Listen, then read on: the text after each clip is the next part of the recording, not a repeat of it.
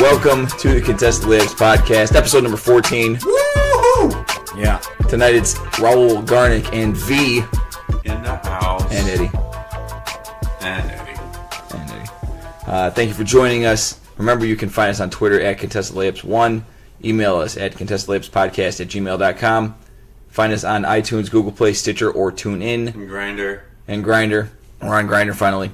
Just Eddie. And remember to rate and review us on any podcast directory that you listen to us on. Everyone good? Indeed. Good. Yep. Very good. Tonight, we got a little bit of Bulls discussion. The NBA's back, and we're ready to talk a little bit about it. Fuck yeah. Bulls lost 2 games this past week by 1 to the Sixers. That was a tough loss. That was bad. Clearly tanked on purpose. What was that? Clearly lost on purpose. That was a horrible turnover. That's the best game I've seen all season. Lauri Markkanen is posting up, and they just don't throw him the ball. Yep. That was just shit. Who was inbounding? They blew the game on purpose. Was it Denzel? Yeah, Denzel threw it. That was such a bad Jeez. game. Denzel. You can't say that it's on purpose if Denzel is throwing it. Denzel's trying to play. He needs to. And that's the thing. Yeah. So he's just garbage. It was bad. not Exactly. It was not on purpose. He's just bad. Sure. Timberwolves game sucked. They were competitive in it through 3 quarters really, and then the Timberwolves, Jamal Crawford had like 4 threes, and all of a sudden it was The over. legend. Yeah, That's what he do. a guy the Bulls should have never traded. Did they trade him? I thought he just left the free agency. They traded him. Really? I think they got. Ooh, here we go. Who was he on? Who did he get traded to? He got traded to New York, didn't he? I'm gonna He go got- with Joe Smith. Joe No. Smith? No. No, Left Washington. no, yeah, it was to the Knicks. Now, oh baby! And then who is it? Who is it? Hold on, give me a second. Hold on. Was it part of the Eddie Curry? Yeah, it was. No, it was not the Eddie Curry trade. It was Raul's favorite trade ever. Crawford was traded along with Jerome Williams to the Knicks for Dikembe Mutombo, Othello Harrington, I called it. I called that shit. Frank Williams, and Cezary Trubinsky. Raul, you referenced Othello Harrington as Othello Washington for the entire 2004-2005 season. Othello Washington, baby. And we never corrected him until the very last game of the season when we told him it was Othello Harrington. He was watching those games. Yep, and he kept calling him Othello Washington. You know they have names on jerseys now. No, man, it wasn't the whole year. It was just one game. It was one game. I accidentally called him Othello Washington, and Eddie said, "You mean Othello Harrington?" Yeah. And then I kept calling him Othello Washington. Now I'll back Raul on this. Raul knew what he was doing. Yeah, it was I a know. one-time accident. It definitely was, but it was something memorable. Anyway, the Jamal Crawford traded. Why did we get on that subject? I don't remember. Because Jamal Crawford was reigning. Lighting us up. Yeah, Yeah, he never should have been traded. Yeah, you're right. that's That's what I said. That's your own point. It's been in the league for a minute. Dude, 2000, right? 18th year. 2000. Yeah, it was 2000. Yeah, that's a Martin. great career. All right, what's up? Go ahead. Who they at? So what I wanted to bring up, Fred Hoiberg is 2.5 years into his job with the Bulls. A little more than that. A little more. They have, 23 games, I think, left in the season. How is Fred doing right now?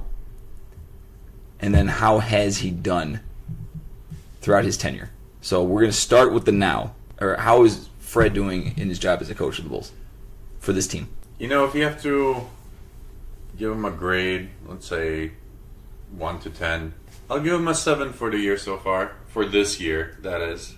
The Timberwolves trade, the three pieces that we got back, they were obviously going to be kind of at least in the interim, the cornerstones of the franchise. And the point of the year was to develop them as much as possible and as soon as possible. And I think we will all agree that we have seen enough from both Laurie and Chris Dunn to really say that he gets a pass grade on that, if not better. I mean, they've both been very solid pieces. And then when you look at Zach LaVine, I am impressed. Not a fan of his defense, never will be. But at the same time on offense, sometimes when he realizes that, hey, someone needs to take over, might as well be me, he does just that. Although I will say that I would prefer him to be a second or third option eventually on this team. I don't think we can win the ship with him as the alpha. But I think he could be a very good complementary piece once he becomes an average defender. So yeah, a 7. Man, V. I've never been a big fan of Fred Hoiberg's.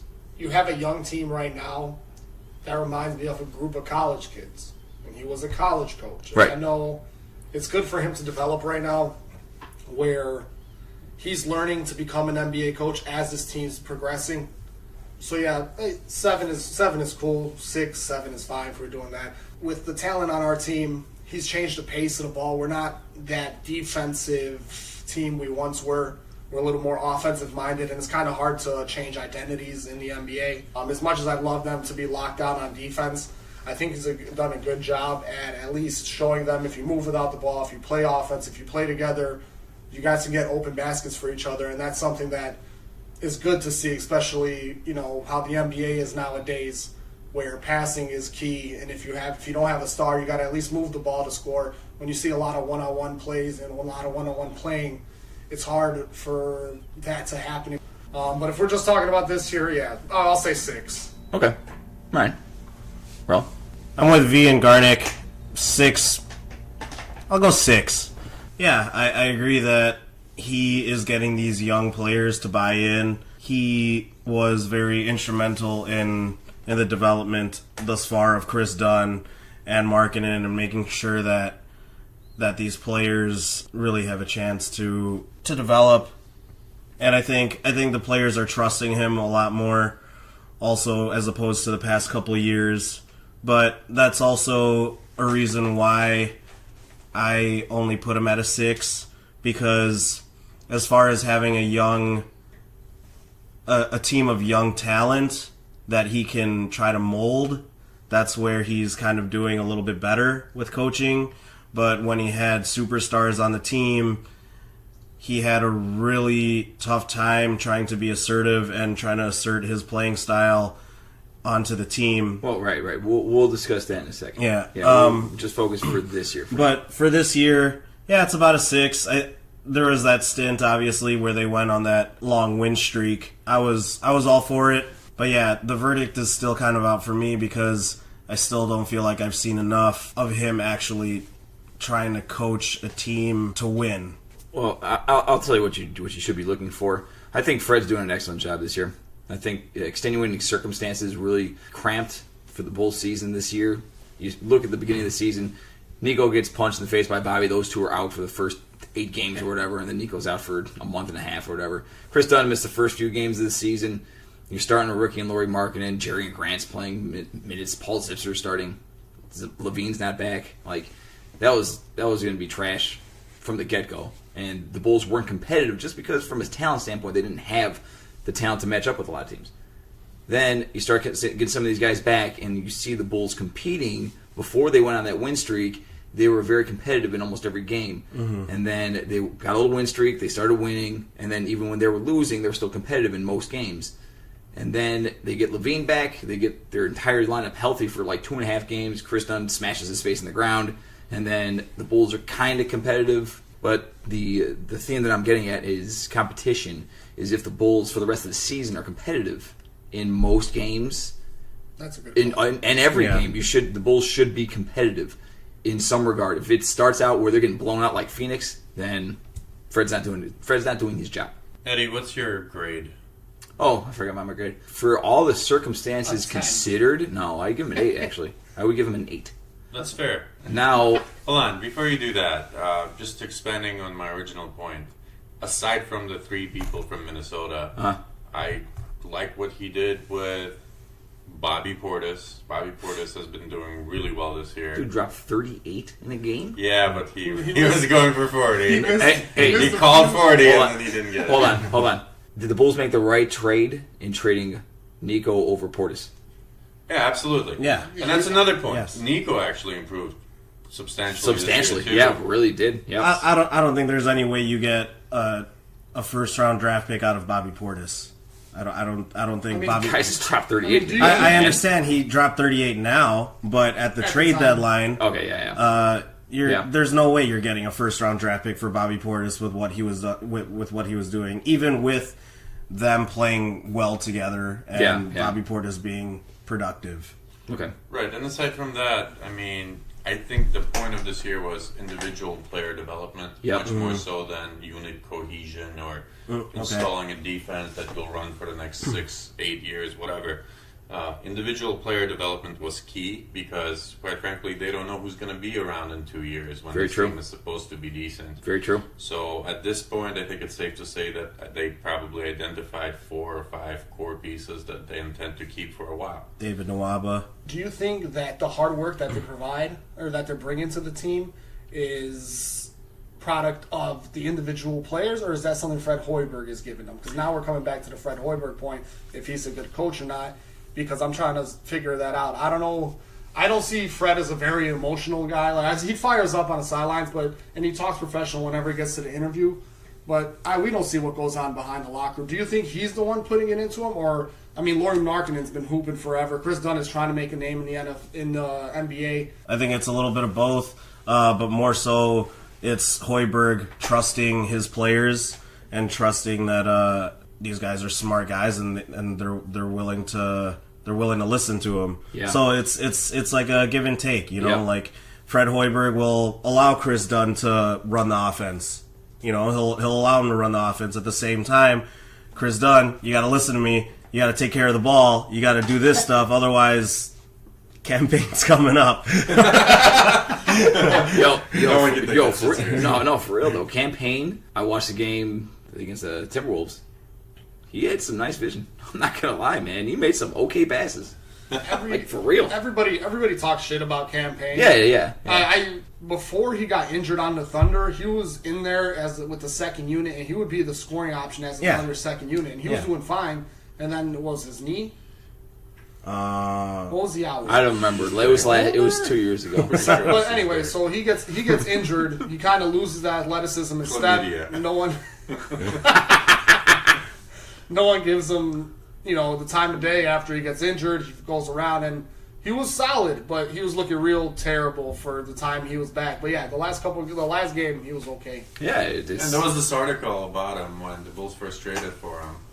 The first practice, they thought, They thought he couldn't This is even going to play. be the future. WTF. Yeah, no, really? that he couldn't Yeah. play in the league. Right. They thought that, what the hell is he doing in this league? And then they were like, okay, Mulligan, let's see him another... Mulligan. Yeah.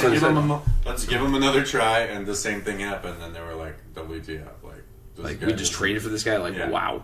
Yeah. Yeah. And that's kind of the perception of him around the league, or, well, specifically in Chicago. Yeah. I mean, considering what you gave up to get him. And he dances fairly well. It's true. He's a good dancer. I, That's how he got chlamydia in the first place. Went out to the club, caught chlamydia. Yeah.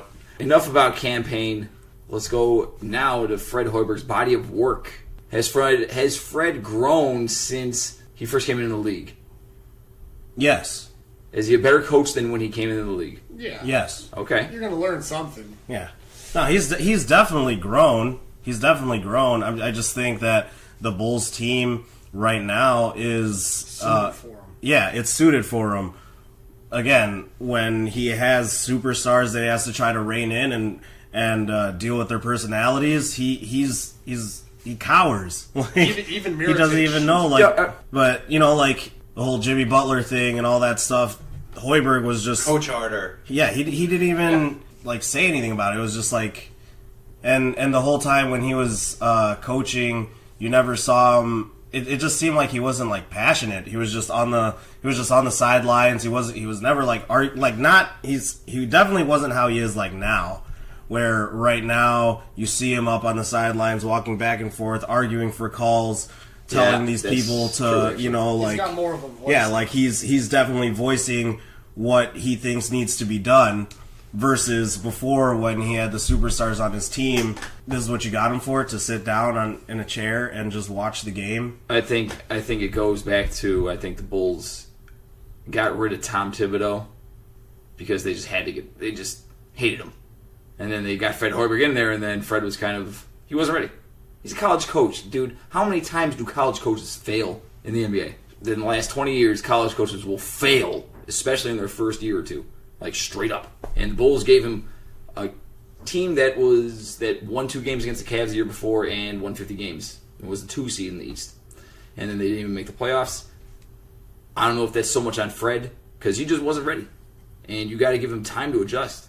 And I think people who look back at that, it's not a fair assessment of Fred. I think you're seeing a similar situation to like a Scott Brooks when he grew as a coach with Kevin Durant and Russell Westbrook. It's a similar situation where Fred is coaching Zach and Laurie and Chris Dunn, and he's making them better players. And as they grow, as they ascend, they're going to trust Fred more, and Fred's going to grow with them. That's how great coaches grow, really, is that they start with a young player most of the time, or young players, and then they just grow with them. Greg Popovich, he started with Tim Duncan. Popovich's second year, they drafted Duncan. Bam. Right, and going back to your Scott Brooks example, if you put him on the 2008 Celtics, obviously that was a championship-winning team, championship-caliber team. Yeah. He probably wouldn't be able to manage all those egos on that team. No, but he benefited from having a team full of rookies or young players. Yeah, and that team, if you look back to it, Doc Rivers was already an established NBA coach. He had dealt with egos throughout his NBA coaching career. They put a ton, Garnett and Allen and Pierce together. They all bought into what he was saying, and then they won a championship. Right. It's harder to do that when you're a straight-up college coach, and then you're overwhelmed as hell, and then, you got all these egos to deal with, which you didn't have to do in college. It doesn't mean that he's a bad coach, though. Like, it never did. Yeah, but at the same time, he played in this league for 10-plus years. He did, but it's a different thing when you're coaching, It is, but he knew what he was getting into. I mean, he knew there were going to be some egos. Yeah, but True. you don't know what kind of egos you're going to get. Are you going to get like a LeBron James, or okay, coach, like I'm going to be coachable as much as I can, or are you going to get a LeBron James with David Blatt, where like, okay, you're going to draw a game-winning play, I'm not going to listen to that, pass me the ball, and we're going to win. Like, what's Fred Hoiberg going to say to Dwayne Wade? Yeah, good point. Like, exactly. Dwayne Wade. If I was Dwayne Wade, I wouldn't listen to anything. Just give me the ball. I'm trying to hoop right now. And that's on Gar Forman, and we all know that. Yeah, and Wade fell into their laps. They kind of had to make the deal, and that's beside the point. But I think Fred's definitely grown as a coach. I think but I think you're right too. Is that he got his team that he wanted, and then you're going to see them grow together. Let's switch it up a little bit. This week's "You're an Idiot" All right. goes to my former boy Tom Thibodeau. All right. The evidence Why? is out there, man. Jimmy Really? Butler gets hurt. It's another player under Tom Thibodeau getting hurt for a major injury. It's happened so many times. Last year, Zach LaVine was playing 37 minutes a game, tears his ACL. Derrick Rose playing 35 minutes a game in 2011, 2012, tears his ACL. Jimmy Butler playing 37 minutes this year, torn meniscus. Fortunate it wasn't an ACL. Tom, you are an idiot because you just don't fucking get it, man. This is not the 90s. Dudes can't play 40 minutes a game with 6-man rotations and go back-to-back and play another 40 minutes. They fucking train in the summer all the time. This is what they do. This is their careers. In the 90s, they took the summers off. You get 2-3 months off to rehabilitate and get ready for the season. The players don't do that anymore, Tom. That's why these guys keep getting hurt on your teams. It's not a fluke. It's not like, these guys are not taking care of their bodies. They take care of their bodies better than they've ever done, but they also train hard as hell to get better. That's why you see the league way up there now in terms of skill. But you can't just push these guys like you play them all the time. That's why I got to call him out, man. He was my boy forever, but, man, it's happened too many times to not be on him. It's definitely on Tom. I don't believe in that at all. If you ask Jimmy Butler how many minutes Jimmy Butler wants to play. Jimmy Butler wants to play 52 minutes. Of course he does. He's going to add 4 minutes to the game. Of course he does. And injuries happen. Like, I understand that the wear and tear injuries, it doesn't look good because of the types of injuries. Where when I think about injuries, I think about the Spurs. Ginobili, Duncan, Parker get plenty of rest. And even Kawhi gets plenty of rest, and he still gets injured. And the injuries still happen. You're not going to stop Jimmy Butler. There's plenty of people that could play on that Minnesota Timberwolves team. I know. And you look at Jimmy, and Jimmy looks at you, and Jimmy's got 25. And Jimmy's already played 32 minutes this game. And you ask Jimmy, how you feeling? And Jimmy looks back at you, and he's got fire in his eyes, and his hair turns yellow, and his shit's going crazy. Okay? Are you going to take Jimmy Butler out of that game because of minutes restrictions? I think it comes down to Tom. I think it's because Tom values continuity in his rotations. He wants these guys to play together as much as they can so they can establish continuity when they go for the playoff run. That's how we did in Chicago. He's still doing the same thing at Minnesota. And I understand that. That's important. But at the same time, again, like I've been saying, if you're up by 30, you got to give these guys a break. Or if you have a game against the Hawks, sit Jimmy, sit Karl-Anthony Towns. Like, you're going to win. But Jimmy Butler, before he was still playing that amount of minutes for Fred Hoiberg. It's not like Jimmy Butler was playing 30 minutes a game and then he jumped up to 38 minutes a game. He was playing 38 minutes for his whole fucking career. So you can't blame Tom Thibodeau. Like, that's the kind of player he is. Like, yo, I want to play the whole game. There's only one LeBron. There's only one LeBron that never gets injured. The rest of them will get something. Even your boy, Westbrook. Everyone gets injured besides LeBron. LeBron is exempt. I don't know how, I don't know why, but obviously he's exempt. He's so much stronger than you. Right, Yeah. right. But regardless, if your player wants to play 38 minutes a game, I'm with you. You don't let him, regardless of what your goal is. You have to be you have to be conscious. You have to be conscious of the wear and tear of the body, of what these players go through now, because it's not the 90s. Like I just said, that was happening, dude. I just don't know how much blame you could put on Thibodeau for Jimmy Butler getting injured, or even for any of his players getting injured. There's players who play less minutes and who are just as injured all the time too. I mean, they tear their ACLs. I mean, like there's. Oh no, I understand, but it's been Tom Thibodeau coached players that are getting hurt like crazy. Zach LaVine was a starter last year, playing 37 minutes. He had played 25 minutes a game the year before. Now he's playing 37 minutes. Of course he's going to tear his ACL. He's playing too much. Well, he's working on Derrick Rose. Joakim Noah got hurt. Luol Deng. Well, Luol Deng didn't get hurt, but his career took a huge dive when he was in his prime years. He's 28, 29. Still got paid though. He got paid like a motherfucker. How do you? So did Noah. Yes, they did. The only one that didn't get paid is Rose somehow. Because Karl-Anthony Towns, how many minutes does he have per game? 33. That's a lot for a big man.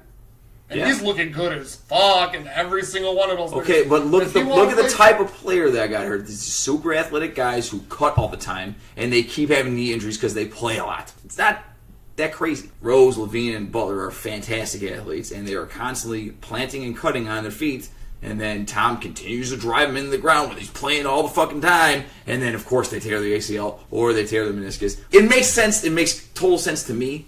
And Tom Thibodeau's a fucking idiot for not realizing that he's killing these guys and he's kind of ruining their careers because, he's playing them too much. I don't believe that shit. Why? I'm with that. Injuries are going to happen. The whole NBA, it's not like John Wall was getting overworked. I mean, he's carrying his team. Yeah. He's working hard for that. Yeah. But it's not like he was playing hard all season. They had a thing where it said that he did the least work. They had some kind of metrics where he said he did the least amount of work in the NBA all season. He was I remember the you slowest. said that, yeah. He was the slowest getting from when the ball's being defensive rebound to back on defense to the slowest. And he didn't move. I was watching games. He was on my team. His knee goes out. No. He's got fluid in his knee. It's not because he's playing too many minutes. It's because it happens. Right, it does happen, but you have to acknowledge the fact that the more minutes you play, the more likely that Chances it is going are. to happen. And the fact that it keeps happening to the same type of players on Tom Thibodeau's teams. You're just mad. That's why he just doesn't learn. You're just mad that he broke Zach LaVine's knee. No, I ain't mad. Yeah, I know why. I'm happy because LaVine would be on the Bulls right now. There's no way he would have traded him. Yeah. So, Tom Thibodeau, you're an idiot. Now we're going to head to our last segment of the night, Fantasy Forecast. Raul, do it, son. All right. Just wanted to talk about fantasy a little bit. We haven't talked about fantasy in a little while. Fantasia. And especially because in fantasy basketball, there's a ton of different formats in fantasy basketball that you could go into. Leagues like FanDuel and whatever. Your league formats, which are 9 category, 8 category, 12 team, 15 team, 10 team Points. leagues, points leagues, stuff like that. And the thing that always kind of confuses me every year is it's the rank of the NBA players in your league. You know, you click on the guy's name and it gives you this rank. And obviously if you had the guy for the whole year or whatever, you're looking at his numbers every night. Man, this guy is fucking killing it. But then you look at his rank and it's like 65. Yeah. What the fuck? So what I want to do is I'm going to name off 5 players, and I want you guys to make a note in your phone or whatever on what rank you think they are. Okay, good. All right. Kevin Durant, LeBron James, Anthony Davis, James Harden, and Karl Anthony Towns. So we're gonna guess the rank of Kevin Durant first. 9. 7. 3. Eddie is right with number 3. Let's go. LeBron James, 10. 6. 4. 5. James Harden, 1. 8. 4. 4. What? Yeah. Wow. Karl Anthony Towns, 3. 2. I know he's 1, actually. I knew that. number 1. See, you knew the list the whole time. I knew Count Towns was 1. Now, Anthony Davis, 11. 2. He's 2. 2. Such a cheater. 22. You see these guys, people like LeBron James pulling in triple-doubles all over the place, people like Russell Westbrook, who's averaging a triple-double, Anthony Davis, who's a 30-10 guy with 3 blocks, but then the number 1 player in the league for fantasy is Karl Anthony Towns, who's, if you look at his lines and compare them, they're not as impressive in comparison to some of these other guys. I just want to discuss what do you think the people who are making the rank kind of go into. What do they consider when they're doing this? I'm sure there is a standard formula for all the players. Well, it has to be, yeah. Spits out a value, and then you rank people based on that value. Now, what goes into that, I'm not entirely sure, but I can speculate that obviously points, rebounds, assists, steals. It's your 9 categories. No, that's the thing. The 6 categories are valued pretty straightforward. The Yeah. more points you have, the better it reflects on your rankings. Turnovers, conversely, affected negatively, meaning that the more turnovers you have, detracts from your rank, from your score that the rankings are based on. Same thing with field goals and free throw percentage. I mean, that's why Dwight Howard is always going to be like at best 60th. I mean, I think the efficiency is what comes down to it. I feel like field goal percentage is a big thing. Anthony Davis, his numbers, some of the lines are just ridiculous. I don't know. Since Boogie's been out, he's been on his own thing, Yeah. just going Crazy. bananas. Yeah. Karl Anthony Towns is scoring 20 a game on 13 shots, hitting a 54% clip. Anthony Davis is averaging 18 shots on a 53% clip, scoring 27 a game this year. Hitting less than 3 a game, Towns is around a 3.5. Davis is 2.2 blocks, a little less than 3 turnovers a game. Towns is at 1.3 and less than 2. That's actually a big drop-off. That was bigger than I expected. Yeah, but less than 2 turnovers. Less than 2 turnovers. That's huge. That's a free category. Assists, Towns is 2.7. Davis is at 2.4. Towns is 12 rebounds. Davis is 10.9. And free throw percentage is about the same. Wow, actually, Davis has double the attempts of Towns in terms of free throws. So that's a little strange, but I think what it comes down to for Towns, why he's number 1, the threes. He's a 3, a steal, and a block a game. And when you have a player like that, that's really important in fantasy, where if you can get those 3 categories, a 1-1-1 guy, then and he'll give you 20 and 12, and then he'll shoot less field goal attempts than Davis and score a little bit less points. But I think just the 1-1-1 is the big thing, and that's probably why he's up there at number 1 right now. Davis doesn't have that because he can't hit a 3 a game. Towns is a good fit for number 1 player. It's probably pretty accurate, even though Davis has the bigger tendency to have monster lines. Like Towns has been very consistent, and he gets those big 3 categories, the rare categories, threes, steals, and blocks. He gets them in spades. All right, you guys want to wrap up? Final thoughts, gentlemen.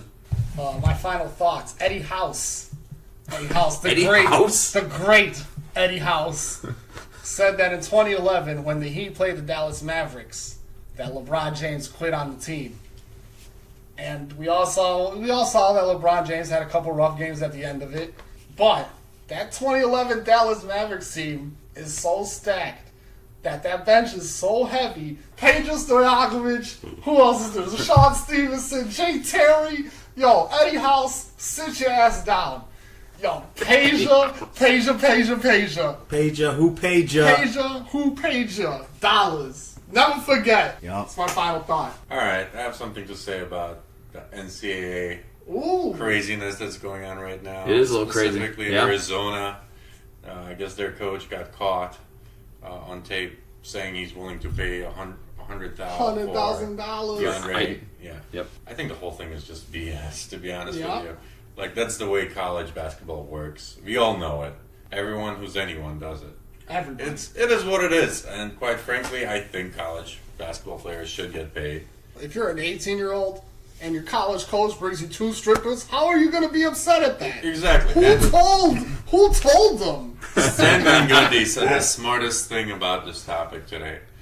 He brought up the point that, hey, in hockey and in baseball, no one gets upset when people skip college and go directly to the pros. Yep.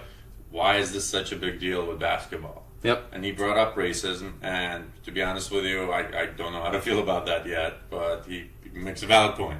He does. Good, Roll. My final thought is going to be about the Lakers. Yeah, you guys go ahead. No. Just let it go. Lonzo Ball came back from the All-Star game, and I gotta say, he looks bigger. He looks a lot better. I'm excited for his second half of the season. Yeah, I think he's gonna be. I think he's gonna be pretty good. Also, Isaiah Thomas, I watched the other day versus the Mavs, and Isaiah Thomas fucking sucks, dude. His bounce is gone. His swag is gone. He's just more or less going through the motions. Again, I think he should try to make it work in LA. I just don't see anybody who would give him a max deal. So that's my shit on the Lakers. That's my final thought on the Lakers. I think there's a misconception that Isaiah Thomas is an elite NBA player, and I don't think that he's an all-around elite NBA player. I think he's an elite scorer, but everything else is very questionable. Eddie, what's your final thought? I coach for a high school basketball team here in Chicago, and our season ended last night very emotionally. We lost by 1, and we had a chance to win a game-winning shot, and we missed. And all the seniors were fucking crying. It's very emotional. And it made me appreciate why I love sports, why I love basketball in specifically. I mean, you don't get that kind of emotion from any other sport, really. I don't think. Rarely will you see a hockey goal scored in the last second or something like that, or a walk-off homer. And I mean, that happens, but it's kind of almost predictable. Football, the last second plays usually don't happen where it's just, a win turns into a loss, except for that Minnesota crazy game in the playoffs this year. Crazy. All right. Thank you guys for listening again to the Contested Layups podcast. Remember to follow us on Twitter at ContestedLayup1. Email us at ContestedLayupsPodcast@gmail.com. And find us on iTunes, Google Play, Stitcher, and TuneIn. Thanks, everybody. Remember to rate and review us. And Thanks for listening. thank you for listening to all our fans. We'll see you next time. Hasta la vista, baby. Bye. Hasta luego. Bye, Ron. Bye.